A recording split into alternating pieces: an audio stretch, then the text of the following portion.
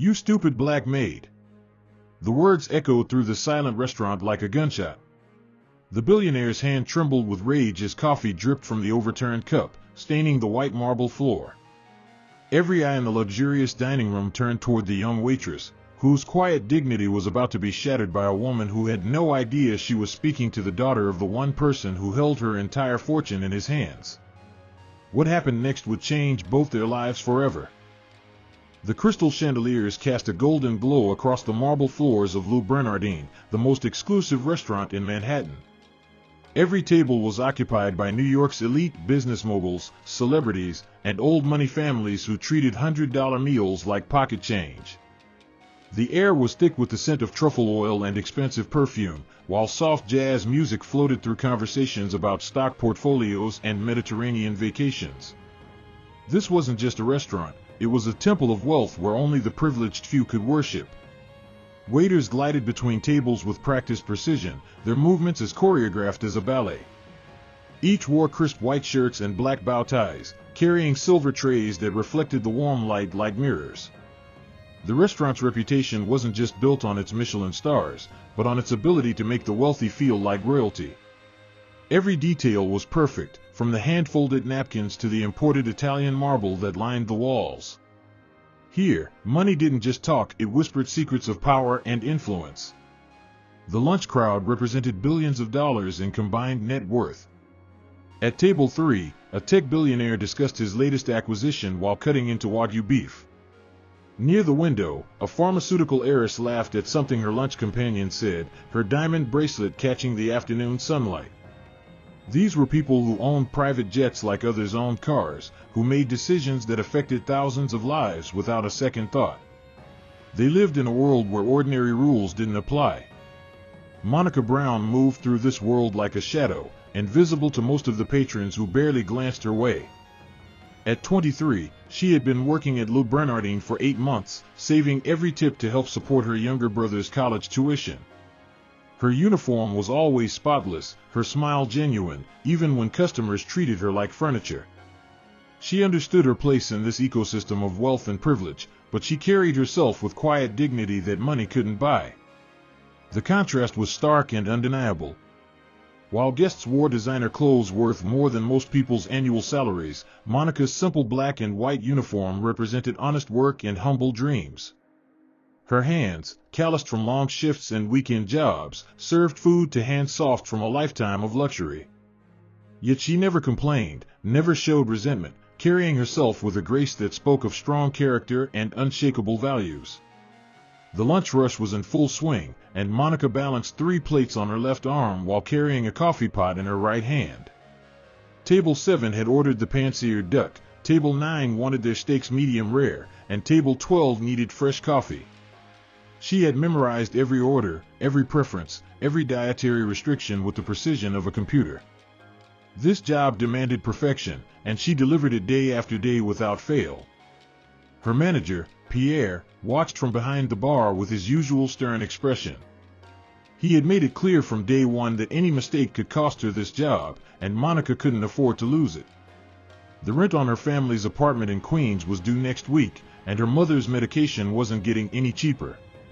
Every shift was a tightrope walk between financial survival and social humiliation, but she walked it with remarkable balance. The wealthy diners continued their conversations about yacht clubs and charity galas, oblivious to the young woman who refilled their water glasses and cleared their plates.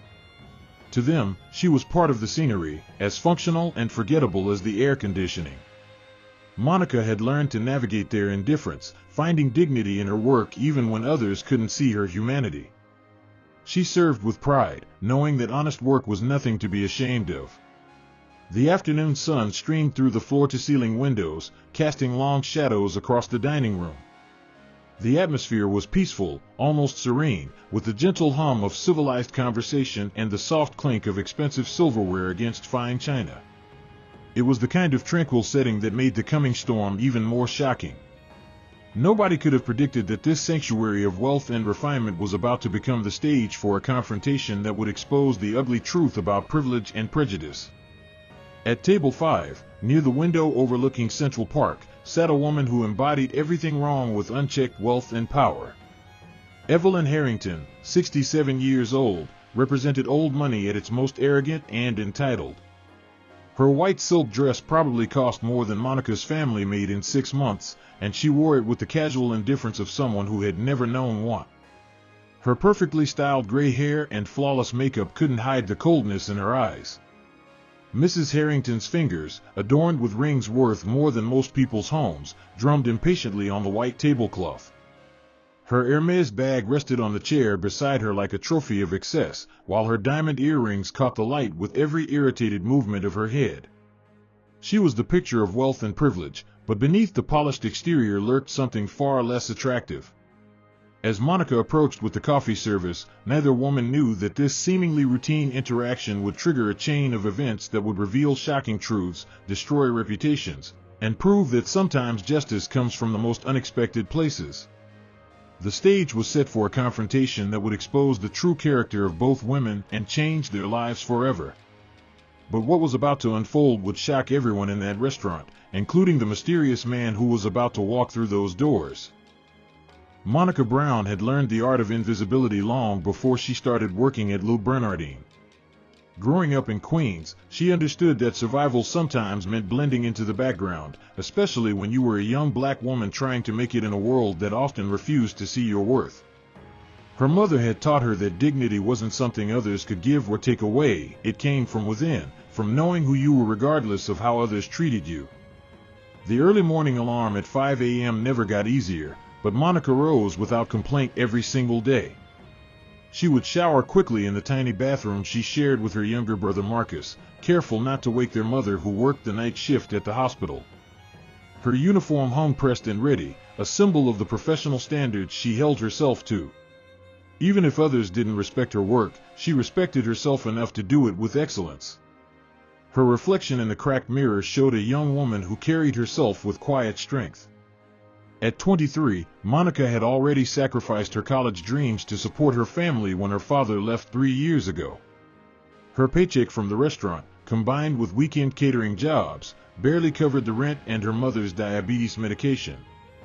But she never let the weight of responsibility crush her spirit or dim the kindness in her dark eyes.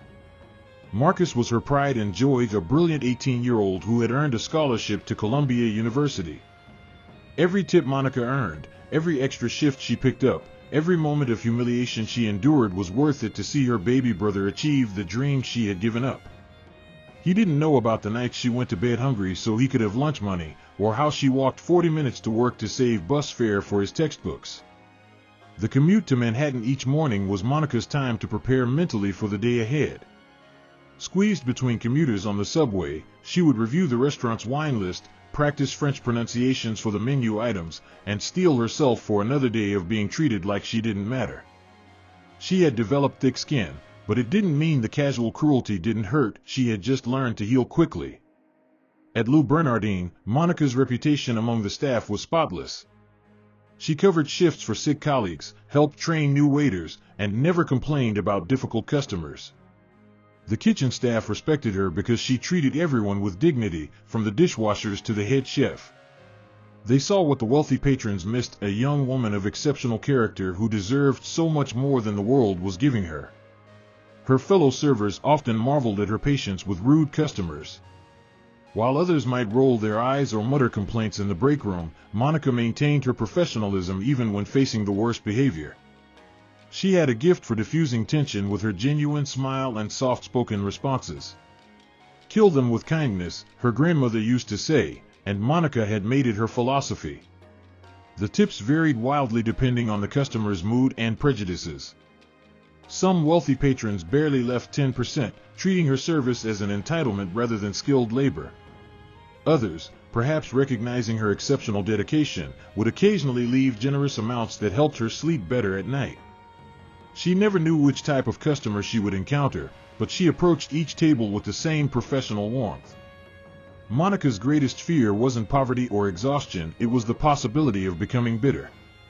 She had watched other service workers let the constant disrespect harden their hearts, and she fought against it every day.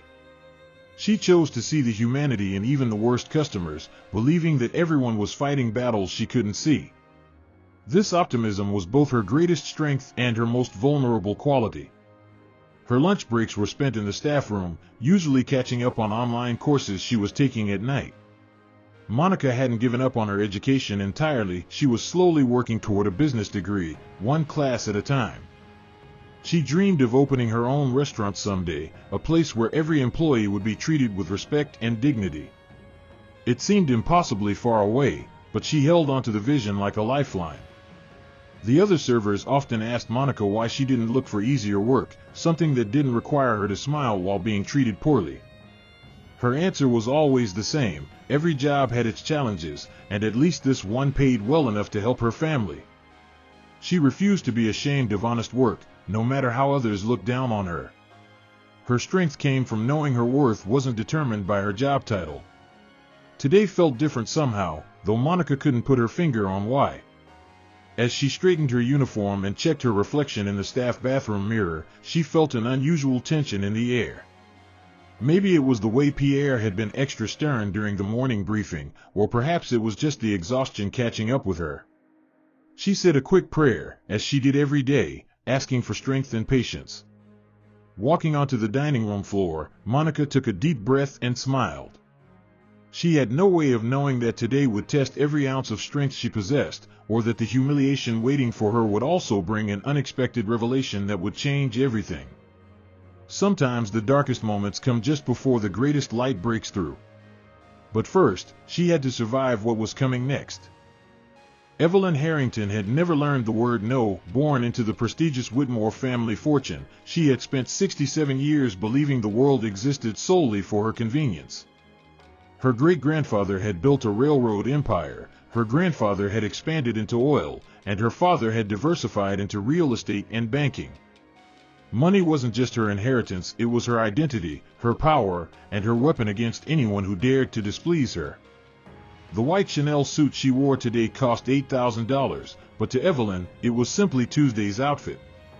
Her jewelry collection was worth more than most people's homes, yet she chose each piece with the casual indifference of someone selecting breakfast cereal. The diamond on her right hand had once belonged to a Russian countess, purchased at auction simply because she could.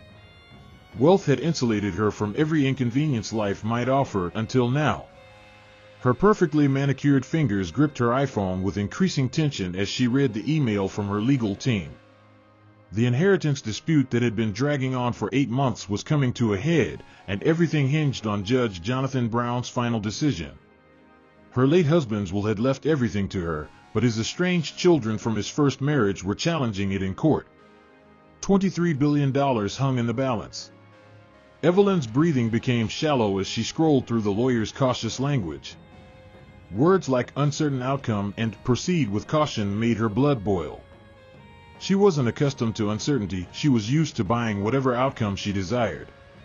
Her legal team, despite costing her a fortune, couldn't guarantee success. The judge had a reputation for being incorruptible, immune to the influences that had always worked for her before. The thought of losing even a penny of what she considered rightfully hers sent waves of rage through her carefully controlled exterior. She had already made plans for that money: a new yacht, properties in Monaco and Aspen, and enough left over to ensure her social status remained unquestionable. The idea that some idealistic judge could stand between her and her inheritance was unthinkable, infuriating, absolutely intolerable. Her past was littered with people who had dared to cross her and lived to regret it. Business partners, social rivals, even family members had learned that opposing Evelyn Harrington came with consequences. She had destroyed careers with a phone call, ruined reputations with strategically placed rumors, and crushed anyone who forgot their place in her carefully ordered hierarchy. Power was meant to be used, and she wielded hers without mercy or conscience. The restaurant around her buzzed with the conversations of Manhattan's elite, people she considered equals only because their bank accounts rivaled her own. But even among the wealthy, Evelyn stood apart in her arrogance. She treated waitstaff, drivers, and service workers like they were less than human, disposable tools that existed solely for her convenience. Their feelings, their dignity, their basic humanity never entered her calculations. Years of unchallenged privilege had corroded whatever empathy she might have once possessed. She genuinely believed that her wealth made her superior to everyone else, that poor people deserved their fate, and that showing kindness to those beneath her station was not just unnecessary but actually harmful. In her twisted worldview, inequality was natural, even desirable. It kept the world properly ordered with her at the top. Her marriage to Harold Harrington had been a merger more than a romance, combining two vast fortunes into an empire that spanned industries and continents. When he died of a heart attack 2 years ago, Evelyn had expected to inherit everything smoothly and quietly. The fact that his adult children had the audacity to challenge her in court was a personal insult that kept her awake at night, plotting revenge against anyone who supported their cause. The legal battle had already cost her millions in attorney fees, but money wasn't the real issue, it was control. Evelyn couldn't tolerate the idea that her fate rested in the hands of someone she couldn't buy, threaten, or intimidate. Judge Brown's reputation for integrity and fairness made him immune to her usual tactics, and that powerlessness drove her to increasingly desperate measures. Today's lunch at Lou Bernardine was supposed to be a distraction from the stress, but the lawyer's email had ruined her appetite. Her stomach churned with anxiety disguised as anger, and she found herself looking for someone to blame, someone to punish for her discomfort. The familiar urge to lash out at someone weaker than herself grew stronger with each passing minute, like pressure building in a volcano. She barely registered the young black waitress approaching her table, seeing only another servant whose job was to anticipate her every need without being asked. Monica was just part of the furniture to Evelyn, no more worthy of consideration than the chair she sat on or the table she leaned against. This casual dehumanization had become so automatic that Evelyn didn't even realize she was doing it anymore. The coffee order she had placed was specific: black coffee, no sugar, served at exactly the right temperature. It was a test she gave to every server, a way to establish dominance and find fault when she needed an outlet for her frustrations. Today, with her inheritance hanging in the balance and her carefully controlled world feeling unstable, she needed that outlet more than ever. But what Evelyn didn't know was that her choice of target would prove to be the biggest mistake of her privileged life. The young woman she was about to humiliate carried a secret that would turn Evelyn's world upside down and prove that sometimes karma comes disguised as coincidence. The most powerful people often fall the hardest, and Evelyn Harrington was about to learn that lesson in the most devastating way possible. The stage was set for a collision between unchecked privilege and quiet dignity, and only one of them would walk away with their reputation intact. Monica approached table 5 with the practiced grace that came from months of navigating between Manhattan's elite. The silver coffee service gleamed on her tray, steam rising from the carefully prepared cup in delicate spirals. She had double-checked the order with the kitchen staff: black coffee, no sugar, served at precisely the temperature Mrs. Harrington preferred. Every detail had been attended to with the meticulous care that kept her employed at the city's most exclusive restaurant. The afternoon light streaming through the floor-to-ceiling windows caught the diamond pattern on the fine china, creating tiny rainbows that danced across the white tablecloth. Monica set the cup down with practiced precision, the soft clink of porcelain against porcelain barely audible above the gentle hum of conversation. She had performed this same ritual hundreds of times, but today something felt different, a tension in the air that made her movements more careful than usual. Mrs. Harrington's attention remained fixed on her phone screen, her perfectly sculpted eyebrows drawn together in a deep frown. Her breathing had become shallow and rapid, and Monica could see the white knuckles where her jeweled fingers gripped the device. The older woman's entire body radiated barely contained fury, like a storm cloud ready to burst. Monica sensed the danger but couldn't have known she was about to become the lightning rod. The coffee had been prepared exactly according to the restaurant's exacting standards, a blend of premium Colombian and Ethiopian beans, ground fresh that morning, brewed at the perfect temperature and served immediately.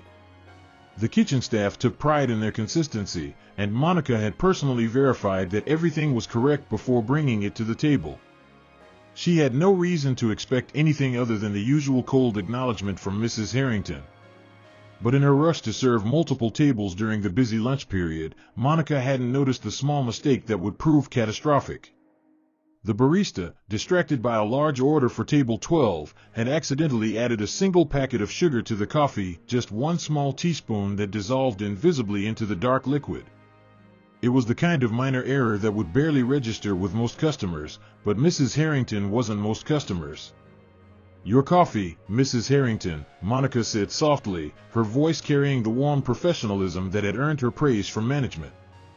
She began to step back, already thinking about the wine order waiting at table 9 and the dessert course that needed to be served at table 3.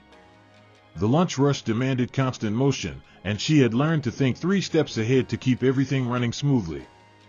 Mrs. Harrington lifted the cup to her lips without looking up, her mind still churning over the legal implications of her lawyer's email. The first sip should have been bitter, sharp, exactly the way she demanded it every time she dined here. Instead, the subtle sweetness hit her palate like a physical assault, triggering an explosion of rage that had been building all morning. The small mistake became a symbol of everything wrong with her life, the lack of control, the uncertainty, the fear. The cup slammed back into its saucer with a crack that echoed through the dining room like a gunshot. Coffee splashed across the pristine white tablecloth, dark stains spreading like spilled ink on expensive paper. Mrs. Harrington's face contorted with fury as she stood up so quickly that her chair scraped against the marble floor, the harsh sound cutting through the civilized atmosphere like nails on a chalkboard. "What is this?" she hissed, her voice low and venomous, carrying clearly to the nearby tables. Her diamond earrings caught the light as she turned her full attention to Monica for the first time, her cold blue eyes blazing with disproportionate anger. The young waitress took an instinctive step backward, confusion and concern flickering across her face as she tried to understand what had gone wrong. Monica's mind raced through the order, replaying every step of the preparation process. She had been so careful, so thorough, what could have possibly triggered such an extreme reaction? "I'm so sorry, Mrs. Harrington. Is there something wrong with the coffee? I can have them prepare a fresh cup immediately. Sweet." Mrs. Harrington spat the word like a curse, her voice rising with each syllable. "This coffee is sweet.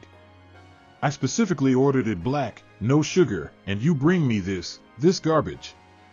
Her hand trembled with rage as she gestured at the offending cup, coffee still dripping from the saucer onto the white tablecloth below. The small mistake had become a massive insult in her mind, a deliberate act of disrespect from someone she considered beneath her notice. The dining room began to quiet as other patrons sensed the brewing confrontation. Conversations faltered and died as heads turned toward table 5, where the most powerful woman in the restaurant was having what appeared to be a complete breakdown over a cup of coffee. The atmosphere grew thick with tension as everyone realized they were about to witness something ugly and uncomfortable. Monica felt her cheeks burn with embarrassment as dozens of eyes focused on her. She could see Pierre watching from behind the bar, his expression dark with concern for both the restaurant's reputation and her job security. Her heart hammered in her chest as she tried to de-escalate the situation with the professional grace she had cultivated through months of difficult encounters. "I sincerely apologize for the mistake, Mrs. Harrington. Please, let me fix this right away. But Mrs. Harrington was beyond reason, beyond the reach of politeness or professionalism. 8 months of legal stress, combined with a lifetime of unchecked privilege and barely controlled prejudice, had finally found their outlet. The sweet coffee wasn't just a mistake, it was the final straw that would unleash years of pent-up arrogance and reveal the true ugliness that money and power had been hiding all along. The explosion was coming, and Monica was standing directly in its path. What happened next would be seared into the memory of everyone in that restaurant, a moment of such shocking cruelty that it would change multiple lives forever and set in motion a chain of events that none of them could have possibly anticipated. The silence that followed Mrs. Harrington's outburst was deafening, as if the entire restaurant had collectively held its breath. Every conversation had stopped, every fork had been set down, every eye was focused on the unfolding drama at table 5. The soft jazz music continued to play from hidden speakers, but it seemed grotesquely inappropriate now, like a cheerful soundtrack to a nightmare. Monica stood frozen, her professional composure cracking under the weight of public scrutiny and mounting dread. Mrs. Harrington's face had turned an alarming shade of red, her carefully applied makeup unable to hide the fury that contorted her features. Her hands shook with rage as she picked up the coffee cup again, this time not to drink but to wield as a weapon. "Do you have any idea who I am?" she screamed, her voice echoing off the marble walls with shocking intensity. "I could buy this entire restaurant and fire every last one of you worthless people." The threat hung in the air like poison gas, toxic and suffocating. Monica felt tears prick at the corners of her eyes, but she blinked them back with desperate determination. She couldn't cry here, not in front of all these people, not when her job and her family's survival depended on maintaining her dignity. "Mrs. Harrington, please," she whispered, her voice barely audible above the thundering of her own heartbeat. "I can fix this. Let me just fix this." Mrs. Harrington's laugh was sharp and cruel, cutting through Monica's words like broken glass. "You stupid black maid. You can't fix anything because you people are too ignorant to do even the simplest job correctly." The racial slur exploded from her lips with the force of years of suppressed hatred, each word carefully chosen to inflict maximum damage. The coffee cup trembled in her grip as she raised it higher, the dark liquid sloshing dangerously close to the rim. The gasps from nearby tables were audible now, a collective intake of breath that spoke of shock and moral outrage. Sarah Mitchell, sitting at table 8 in her elegant red dress, covered her mouth with her hand, her eyes wide with horror. Thomas Reynolds pushed back from his table, his face flushed with indignation at what he was witnessing. Even in a restaurant accustomed to the casual cruelty of the ultra-wealthy, this level of racist vitriol was shocking and unacceptable. Monica felt the words hit her like physical blows, each syllable designed to strip away her dignity and reduce her to nothing more than the stereotypes that had followed her all her life. Her mother's voice echoed in her memory, "Hold your head high, baby. They can take a lot of things from you, but they can't take your self-respect unless you let them." The memory gave her strength to stand straighter, even as her world crumbled around her. Pierre started moving from behind the bar, his face a mask of professional concern mixed with genuine anger. He had worked in high-end restaurants for 20 years and had seen wealthy patrons behave badly before, but this crossed every line of human decency. He knew he had to intervene, but he also knew that Mrs. Harrington's influence could destroy the restaurant if she chose to use it. The mathematics of power and money created an impossible situation. Mrs. Harrington wasn't finished with her assault. The sweet coffee had become a symbol of everything wrong with her life, the legal challenges, the uncertainty, the feeling that the world was spinning out of her control. Monica represented everything she despised about people who didn't know their place, who dared to exist in her perfect world and make mistakes that inconvenienced her. "You people think you deserve respect? You can't even serve coffee without screwing it up." The dining room had become a theater of cruelty, with Monica trapped at center stage while dozens of wealthy spectators watched her humiliation unfold. Some faces showed genuine sympathy and outrage, while others displayed the uncomfortable fascination that people feel when witnessing someone else's destruction. The civilized veneer of Manhattan society had been stripped away, revealing the ugly prejudices that money and manners usually kept hidden. Monica's legs felt weak beneath her, but she refused to give Mrs. Harrington the satisfaction of seeing her collapse. Years of service work had taught her to endure public embarrassment, but this went far beyond anything she had ever experienced. The racist attack felt like acid eating away at her composure, but she drew strength from knowing that her mother and brother were counting on her to keep this job, to survive this moment with her dignity intact. "I'm going to make sure you never work in this city again," Mrs. Harrington continued, her voice rising to a shriek that made several diners wince. "You'll be lucky if you can get a job cleaning toilets after I'm through with you. You worthless, stupid." Her hand drew back, the coffee cup poised to fly, aimed directly at Monica's face with the clear intention of completing the humiliation with physical assault. Time seemed to slow as the moment hung in suspended animation. Monica could see the hatred in Mrs. Harrington's eyes, the pure malice of someone who had never faced consequences for their actions. The coffee cup began its arc through the air, dark liquid trailing behind it like a comet's tail, while gasps and cries of alarm erupted from the watching crowd. This was the moment that would define both women forever, the powerful showing their true nature, the powerless maintaining their dignity in the face of unthinkable cruelty. But just as the coffee cup reached the peak of its trajectory, something extraordinary happened. The restaurant's front door opened with a soft chime, and a tall, distinguished black man in an impeccable gray suit stepped inside. His presence seemed to change the very atmosphere of the room, bringing with it an aura of authority and quiet power that made even the chaos at table 5 pause for just a moment. The man's eyes swept across the dining room, taking in the frozen tableau of cruelty and humiliation, before settling on the young waitress who stood with quiet dignity in the face of unspeakable treatment. His expression shifted from polite interest to something far more complex and dangerous as he recognized exactly what was happening and exactly who was being targeted by this wealthy woman's racist fury. What none of them knew was that this seemingly random arrival would change everything, revealing connections that would shatter assumptions and deliver justice in ways that no one in that restaurant could have possibly imagined. Judge Jonathan Brown had been looking forward to a quiet lunch at Le Bernardin after a grueling morning in court. At 55, he carried himself with the dignified bearing that came from 30 years of practicing law and 15 years on the bench.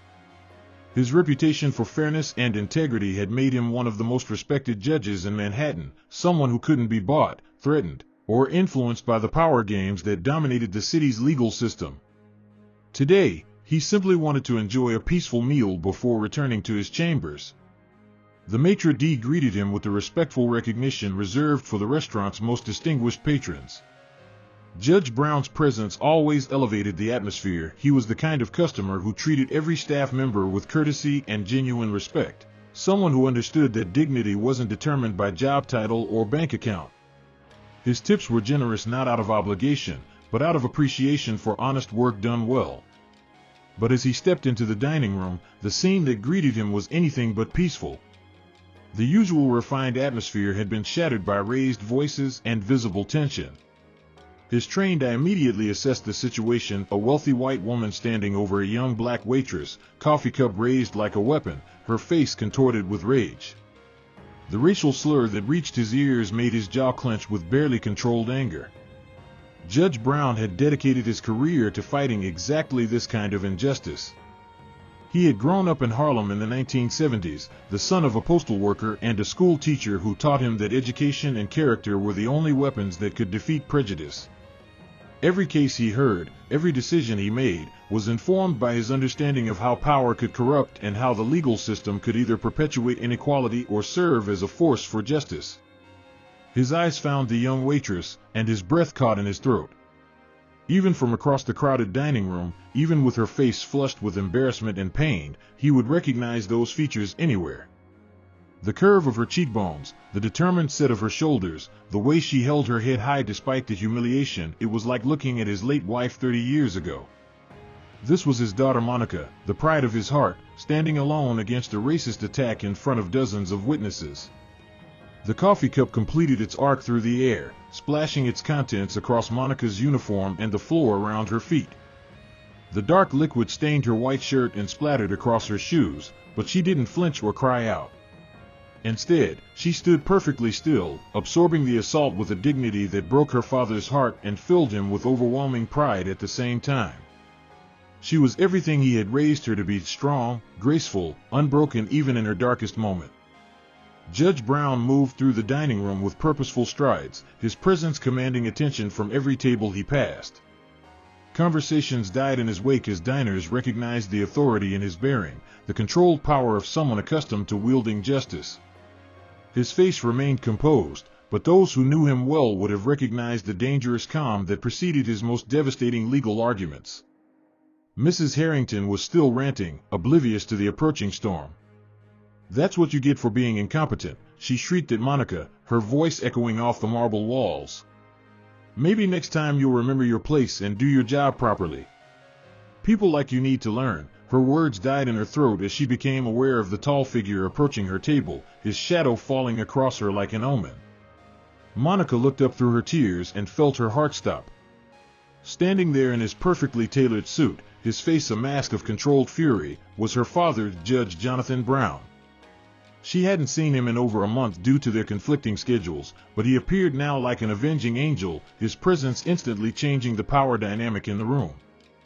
For the first time since the attack began, she felt truly protected. "Monica," Judge Brown said quietly, his voice carrying clearly through the silent dining room. The single word held volumes of love, concern, and barely restrained rage. He stepped forward and placed a gentle hand on his daughter's shoulder, his touch conveying strength and support without a single word. The coffee stains on her uniform seemed to burn his eyes, physical evidence of the humiliation she had endured. The restaurant collectively held its breath as the implications of this moment sank in. The distinguished man wasn't just a random customer coming to help, he knew the waitress personally. The way he touched her shoulder, the protective stance he took, the fierce love that blazed in his eyes despite his controlled expression, all spoke of a deep personal connection that changed everything about the situation. Mrs. Harrington's face went from red to white as she began to process what she was seeing. The coffee cup slipped from her nerveless fingers, shattering against the marble floor with a sound like breaking bones. Her mind raced through possibilities, each one more terrifying than the last. Who was this man? Why did he care about some worthless waitress? And why did his presence fill her with a dread that went deeper than simple embarrassment? Judge Brown's eyes swept the room, taking in every witness to his daughter's humiliation. He saw the sympathy on some faces, the uncomfortable fascination on others, and the growing recognition among those who knew him professionally. His reputation would ensure that word of this incident spread quickly through Manhattan's legal community, but his only concern was for Monica and the justice that needed to be served. "Are you hurt?" he asked Monica softly, his voice carrying the tender concern of a father mixed with the controlled authority of a judge. His hands gently examined the coffee stains on her uniform, checking for any signs of burns or injury. The care in his touch was unmistakable, broadcasting to everyone in the restaurant that this was no casual intervention by a concerned stranger.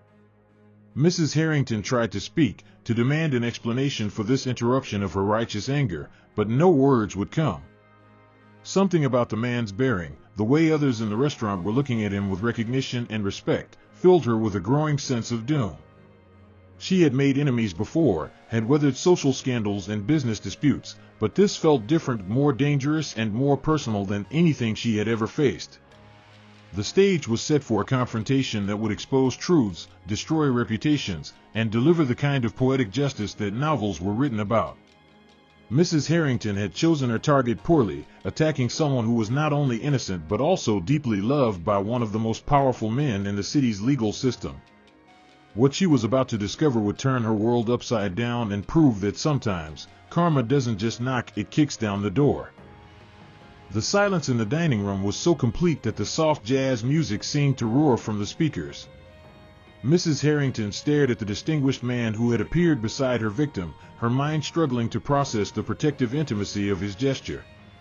The way he touched the waitress's shoulder, the gentle concern in his voice, the fierce love that blazed in his dark eyes, it all pointed to a connection that made her stomach lurch with growing dread.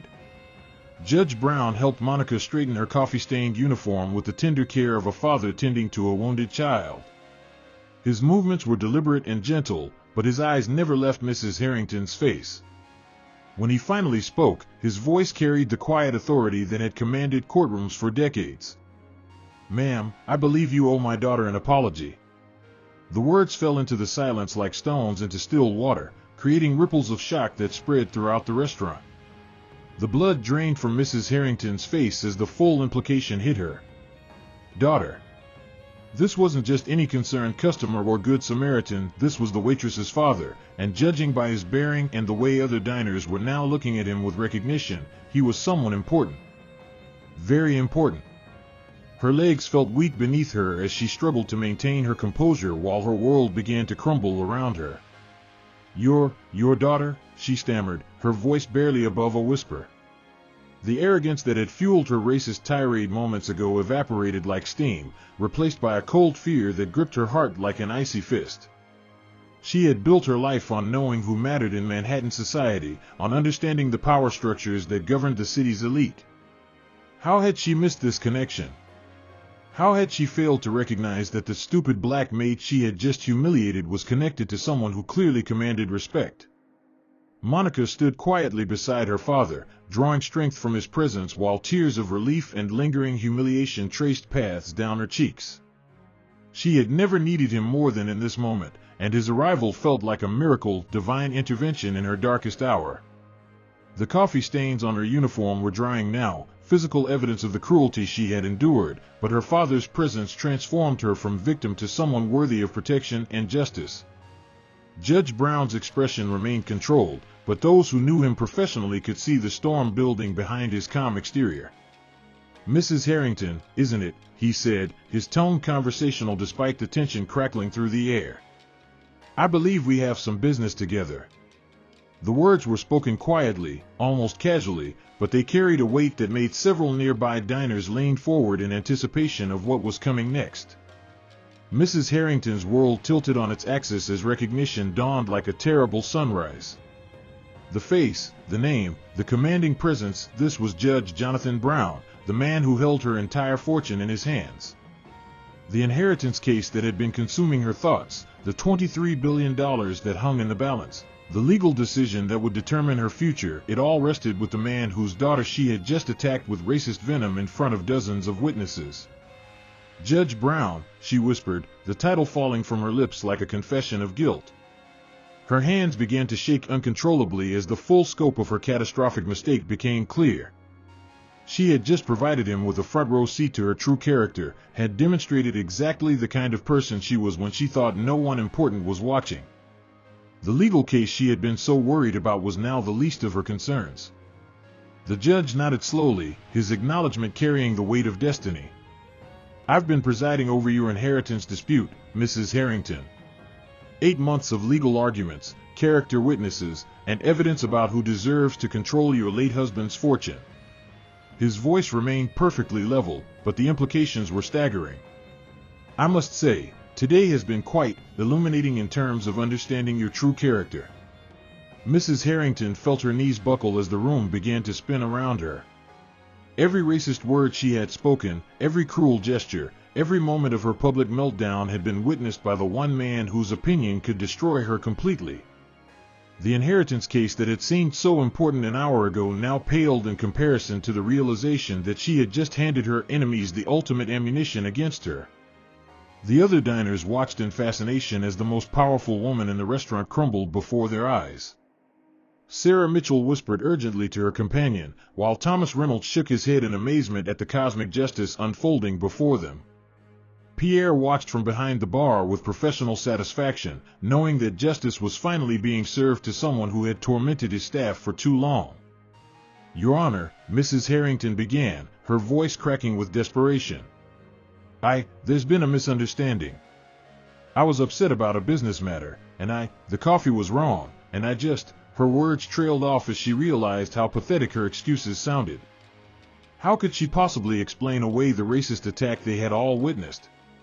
How could she justify the cruelty she had shown to an innocent young woman who had done nothing wrong? Judge Brown's expression didn't change, but his voice carried the finality of a gavel falling. "Mrs. Harrington, in my 30 years of legal practice, I've learned that people reveal their true character when they think no one important is watching. Today, you've shown me exactly who you are." He paused, letting the words sink in while his arm tightened protectively around Monica's shoulders. "And I've seen enough." The restaurant erupted in whispers as the implications of the judge's words spread like wildfire. Mrs. Harrington's inheritance case had just taken a dramatic turn, witnessed by dozens of Manhattan's most connected citizens. The story would spread through the city's social and legal circles within hours, carrying with it the shocking details of her public meltdown and racist attack on an innocent waitress who happened to be the daughter of the judge hearing her case. Mrs. Harrington tried to speak again, to somehow repair the irreparable damage she had done, but the words wouldn't come. She stood there in her $8,000 suit, surrounded by the wreckage of her reputation and the ruins of her future, finally understanding that some mistakes are too big to undo and some words too cruel to take back. The moment of reckoning had arrived, and karma was about to collect its debt with interest. The weight of her catastrophic mistake settled on Mrs. Harrington's shoulders like a lead blanket, crushing the arrogance that had sustained her for 67 years. Standing in the wreckage of her public meltdown, surrounded by witnesses to her racist cruelty, she finally understood that some actions have consequences that money cannot erase. The inheritance case that had consumed her thoughts for months now seemed trivial compared to the character assassination she had just performed on herself in front of Manhattan's elite. Judge Brown's arm remained protectively around Monica's shoulders as he addressed the room with quiet authority. "Ladies and gentlemen, I apologize that your lunch has been disrupted by this unfortunate display. His words carried the measured cadence of someone accustomed to commanding courtrooms, but the protective love in his touch spoke of a father's heart breaking for his daughter's pain.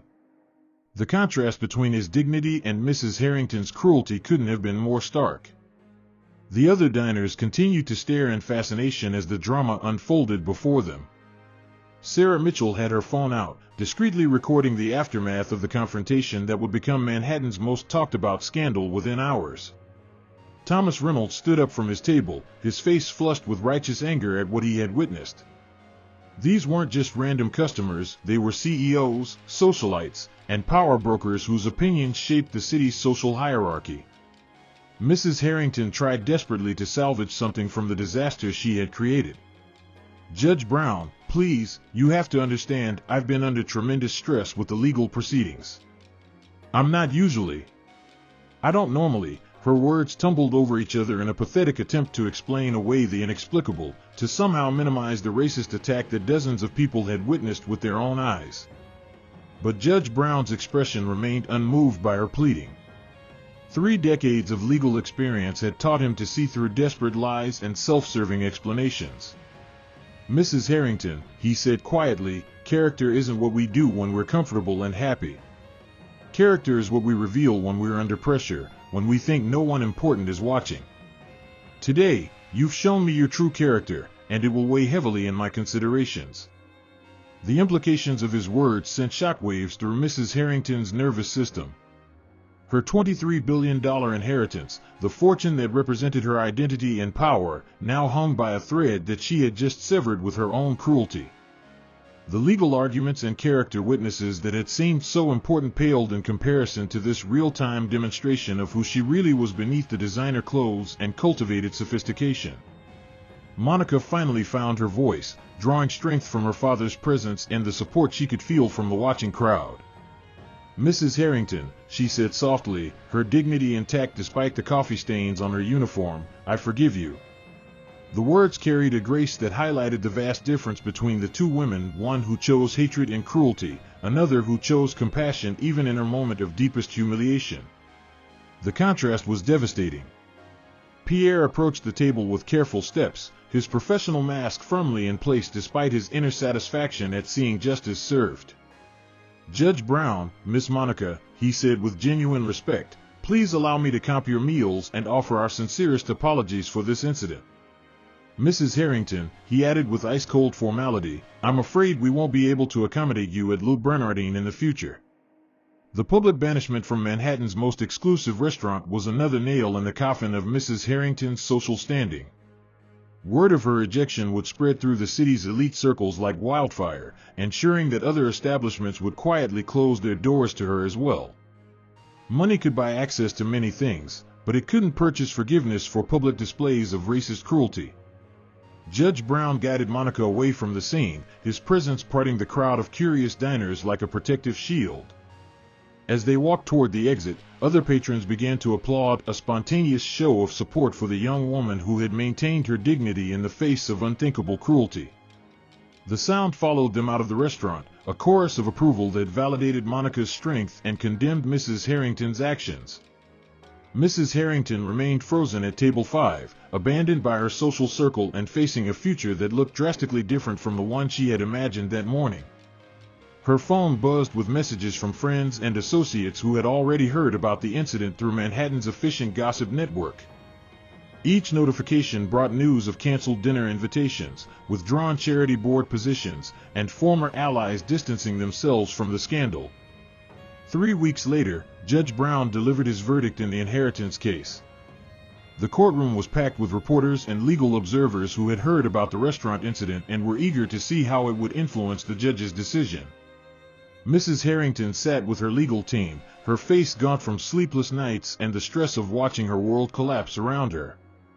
The confident arrogance that had defined her for decades had been replaced by desperate fear. After careful consideration of all evidence and character testimonies, Judge Brown announced from the bench, his voice carrying the weight of absolute authority, "This court finds that the deceased's children from his first marriage have demonstrated the moral character and ethical standards necessary to responsibly manage this inheritance. Mrs. Harrington's portion will be limited to the minimum required by law, $10 million. The gavel fell with finality, sealing her fate and transferring $23 billion to people she had dismissed as unworthy of her late husband's fortune. The courtroom erupted in whispers and gasps as reporters scrambled to capture every detail of the stunning verdict. Mrs. Harrington's face went white as the reality sank in. Her racist attack on an innocent waitress had cost her everything she valued most. The character she had revealed in that restaurant had been weighed in the scales of justice and found catastrophically wanting. Outside the courthouse, Monica stood with her father in the autumn sunshine, her server's uniform replaced by the business attire of a Columbia University student. The public attention from the restaurant incident had brought unexpected opportunities, scholarship offers, internships, and job prospects that would have seemed impossible just months before. Sometimes justice comes in forms we never expect, turning our deepest wounds into doorways to better futures. Judge Brown looked at his daughter with immense pride as reporters gathered around them. Character, he told the cameras, is the only currency that truly matters. You can lose everything else, money, status, power, but if you maintain your integrity, you can rebuild. If you lose your character, you lose everything that actually makes you human. His words would be quoted in newspapers and legal journals for years to come. Mrs. Harrington's fall from grace became a cautionary tale whispered in Manhattan's elite circles, a reminder that wealth without character is a house built on sand, destined to collapse at the first strong wind. She spent her remaining years in exile from the society she had once dominated, a living reminder that some mistakes are too public and too cruel to ever be forgiven or forgotten. The racist words she had spoken in anger had become the epitaph for a life that chose privilege over humanity. Monica returned to Lou Bernardine one last time, not as a server but as a customer celebrating her graduation from business school. She ordered black coffees, no sugar, and smiled as she remembered how a single moment of cruelty had ultimately opened doors she never could have imagined. Her server, a young man working his way through college, received the most generous tip of his career, along with words of encouragement from someone who understood the dignity of honest work. The lesson echoed through Manhattan's corridors of power long after the headlines faded. True wealth isn't measured in dollars but in the way we treat others, especially those who can do nothing for us in return. Mrs. Harrington had possessed every material advantage life could offer, but she had lost the only thing that truly mattered, her humanity. In the end, the stupid black maid she had tried to destroy had shown her what real character looked like, and the contrast had cost her everything she thought she valued. Justice, it turned out, had been served exactly as it should be, not with violence or revenge, but with truth, dignity, and the simple recognition that how we treat the most vulnerable among us reveals who we really are. The billionaire had fallen, the waitress had risen, and the world had learned once again that character is the only inheritance that truly lasts forever.